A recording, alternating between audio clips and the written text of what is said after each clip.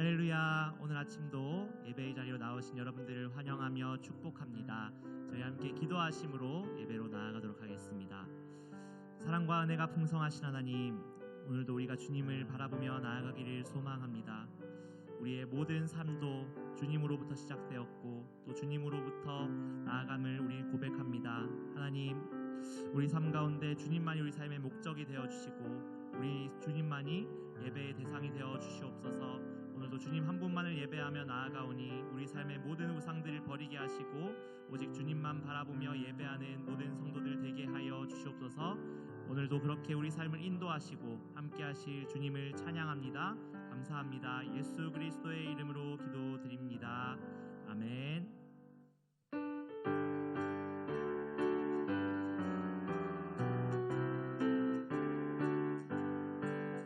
주 없이 살 수 없네 죄인의 구주여, 그 귀한 보배 피로 날 구속하소서.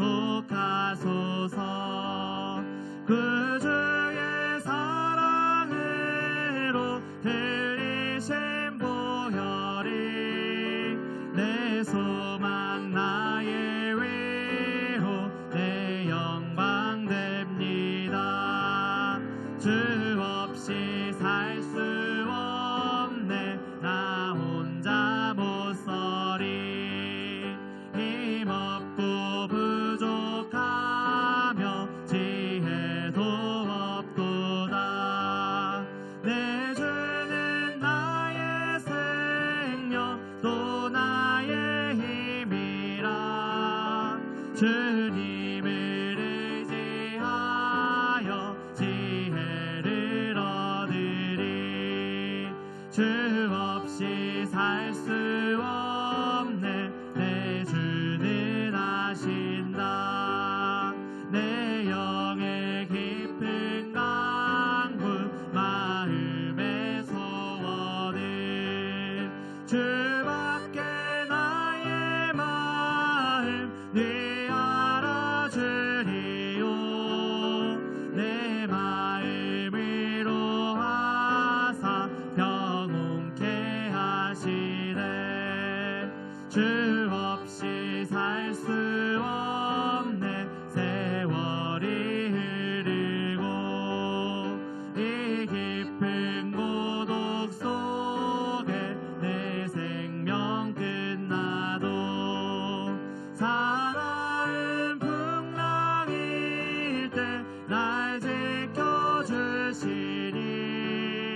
내 곁에 계신 주님 늘 힘이 됩니다.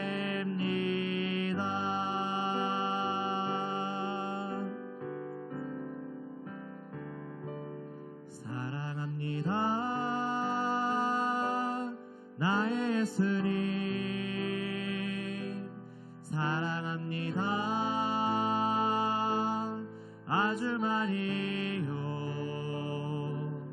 사랑합니다 나의 예수님. 사랑합니다 그것뿐이에요.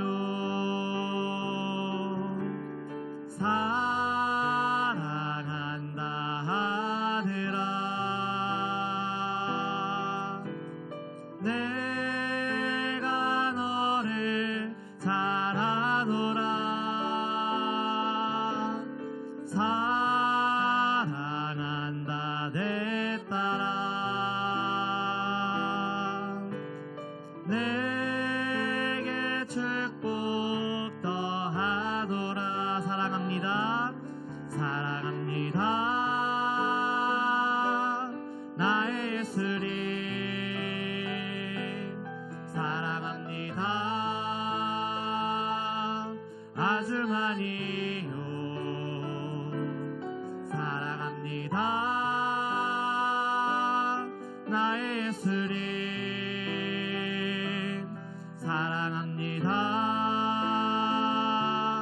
그것뿐이에요. 사랑한다 하더라.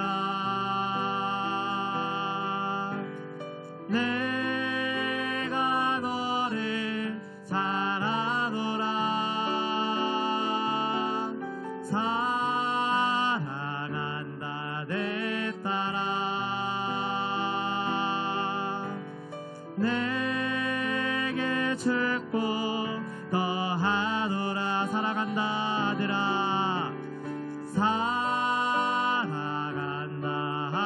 아들아.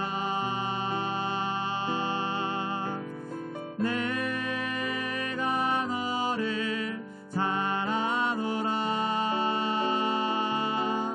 사랑한다 내 딸아.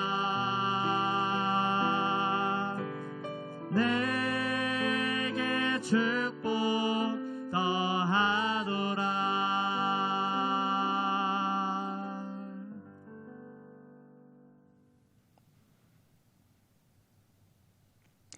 할렐루야. 우리 하나님의 은혜와 평강이 우리 성도님들 삶 가운데 날마다 가득하시기를 주님의 이름으로 축원합니다.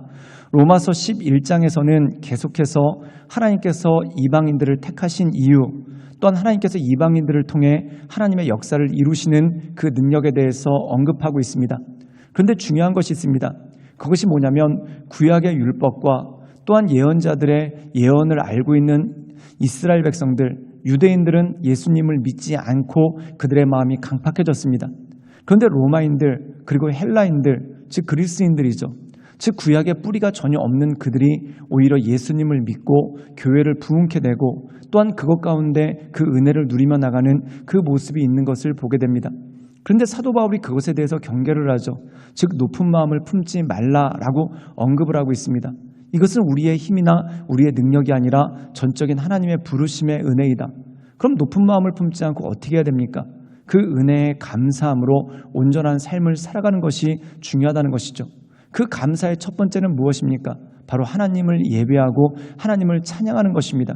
그리고 하나님께서 우리를 부르신 뜻이 무엇인지, 또한 하나님께서 우리를 부르셔서 하나님의 자녀로 삼으신 그 이유가 무엇인지 그것을 생각하며 그 가운데 온전함으로 나가는 것이 중요하다는 것이죠. 사랑하는 여러분, 우리가 하나님의 부르심을 받아서 성도가 되었고 그리스도인이 되었습니다. 그리고 하나님의 자녀로서 우리가 이 세상을 살아가고 또한 교회에서 신앙생활을 하고 있죠. 그렇다면 하나님께서 우리를 부르신 뜻이 무엇인지 그 뜻을 이해하고 오직 하나님을 높이며 하나님께 영광 올려드리는 삶을 살아가시는 우리 모든 성도님들 되시기를 주님의 이름으로 축원합니다. 로마서 11장 25절에서 36절 말씀입니다. 형제들아, 너희가 스스로 지혜 있다 하면서 이 신비를 너희가 모르기를 내가 원하지 아니하노니 이 신비는 이방인의 충만한 수가 들어오기까지 이스라엘의 덜어는 우둔하게 된 것이라. 그리하여 온 이스라엘이 구원을 받으리라. 기록된 바 구원자가 시온에서 오사 야곱에게서 경건하지 않은 것을 돌이키시겠고 내가 그들의 죄를 없이 할 때에 그들에게 이루어질 내 언약이 이것이라 함과 같으니라. 복음으로 하면 그들이 너희로 말미암아 원수된 자요 택하심으로 하면 조상들로 말미암아 사랑을 입은 자라. 하나님의 은사와 부르심에는 후회하심이 없느니라. 너희가 전에는 하나님께 순종하지 아니하더니 이스라엘이 순종하지 아니하므로 이제 긍휼을 입었는지라. 이와 같이 이 사람들이 순종하지 아니하니 이는 너희에게 베푸시는 긍휼로 이제 그들도 긍휼을 얻게 하려 하심이라. 하나님이 모든 사람을 순종하지 아니하는 가운데 가두어 두심은 모든 사람에게 긍휼을 베풀려 하심이로다. 깊도다 하나님의 지혜와 지식의 풍성하며 그의 판단은 헤아리지 못할 것이며 그의 길은 찾지 못할 것이로다. 누가 주의 마음을 알았느냐? 누가 그의 모사가 되었느냐? 누가 주께 먼저 드려서 갚으심을 받겠느냐? 이는 만물이 주에게서 나오고 주로 말미암아 주에게로 돌아감이라. 그에게 영광이 세세에 있을지어다. 아멘. 오늘 말씀 가운데 보면은 하나님께서 이스라엘 백성들보다 이방인들이 더 예수님을 믿게 하고 또한 이방인들을 통해서 교회를 부흥하게 하시는 하나님의 역사에 대해서 언급을 하고 있습니다. 그렇다면 하나님께서 왜 이방인들을 부르셨는가? 혹시 어떤 사람들은 하나님께서 이스라엘들을 멸망시키고 또한 이스라엘을 낮추시고 이방인을 부르신 이유가 뭔지 도대체 알 수가 없다라고 하면서 궁금해합니다. 근데 사도 바울이 언급하는 것이 바로 이것이죠. 우리가 알 수가 없다. 하나님께서 왜 이스라엘을 택하지 않고 또한 하나님께서 왜 유대인들에게 그들의 마음 가운데 하나님을 알도록 하지 않고 오히려 이방인들을 부르시고 이 이방인들을 통해서 하나님께서 영광 받으시고 교회를 부흥케 하시는가? 그것을 알 수 없다라는 것이죠. 그래서 이전 말씀에 보면은 이 바울이 토기장이의 비유를 듭니다. 즉 토기장이가 진흙을 빚어서 그릇을 만드는데 어떤 그릇을 만들든지 또한 어떤 용도로 그릇을 만드든지 그것은 전적인 토기장이의 뜻이고 또한 토기장이의 권한이 아니겠는가. 즉 그릇이 토기장이한테 나를 이렇게 만들어달라 저렇게 만들어달라 할 수 없는 것과 마찬가지로 하나님께서 우리를 부르신 뜻을 우리가 알지 못한다는 것이죠. 근데 분명한 것이 있습니다. 우리 함께 로마서 11장 29절의 말씀을 읽겠습니다. 제가 읽겠습니다. 하나님의 은사와 부르심에는 후회하심이 없느니라. 사랑하는 여러분, 여기서 은사는 무엇이겠습니까? 우리가 성경에 나오는 여러 가지 은사들이 존재하는데 여기서 은사는 아마 선물이라는 의미가 더 클 것입니다. 즉 하나님께서 우리에게 선물을 주십니다. 또한 하나님께서 우리를 부르셨습니다. 그렇다면 그 부르심과 선물에는 후회하심이 없다. 즉 다시 말해서 하나님은 실수가 없으시다는 것이죠. 우리는 궁금해할 때가 있습니다. 왜 하나님이 나를 부르셨을까? 또한 왜 나를 부르셔서 이런 은사를 주시고 또 왜 나를 부르셔서 이런 직분을 주시고 왜 또 나를 부르셔서 나에게 이러한 일들을 맡기셨는가? 우리는 잘 모를 때가 참 많습니다. 그런데 중요한 건 뭐냐면 내가 모른다고 해서 하나님이 실수한 게 아니라는 것이죠. 또한 나보다 나를 더 잘 알고 계신 그 주님께서 나를 택하시고 부르셨기 때문에 우리는 믿음 가운데 주님의 부르심의 뜻을 구하고 하나님께서 나를 부르신 이유가 무엇인지를 곰곰이 생각하는 것이 굉장히 중요한 것 아니겠습니까? 즉 하나님의 부르심에는 실수가 없습니다. 또한 후회하심도 없습니다.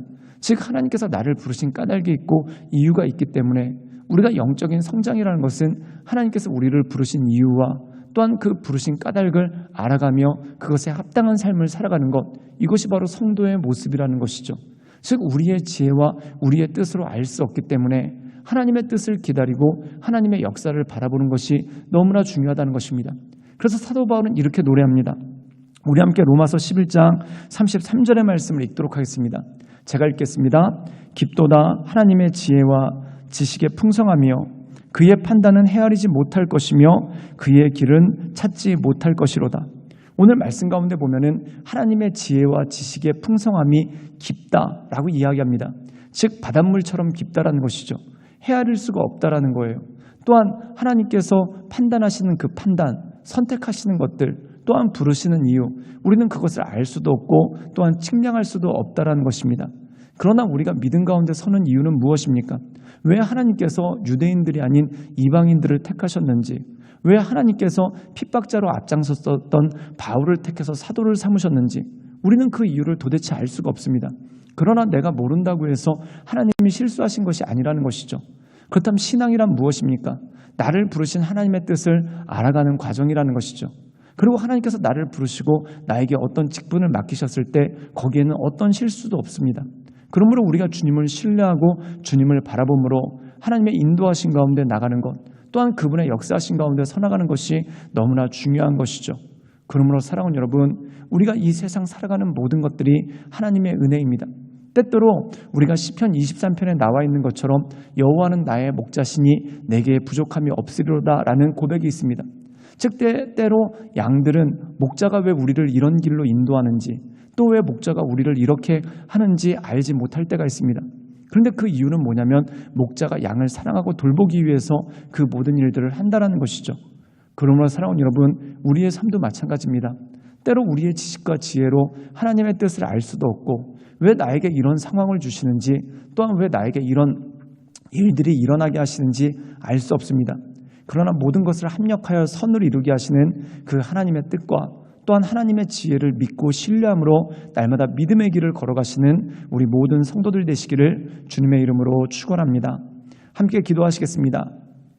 사랑이 많으신 주님, 하나님의 지혜와 지식의 풍성함이 깊으며 또한 우리가 하나님의 뜻을 헤아리고 판단할 수 없사오니 하나님 우리에게 주어진 삶들이 있었을 때 하나님 때로 이해가 되지도 않고 또한 하나님의 부르심의 뜻이 무엇인지 또한 왜 하나님께서 우리를 부르시고 이 모든 일들 가운데 역사하시는 것인지 때로 우리가 알 수 없을 때가 있습니다.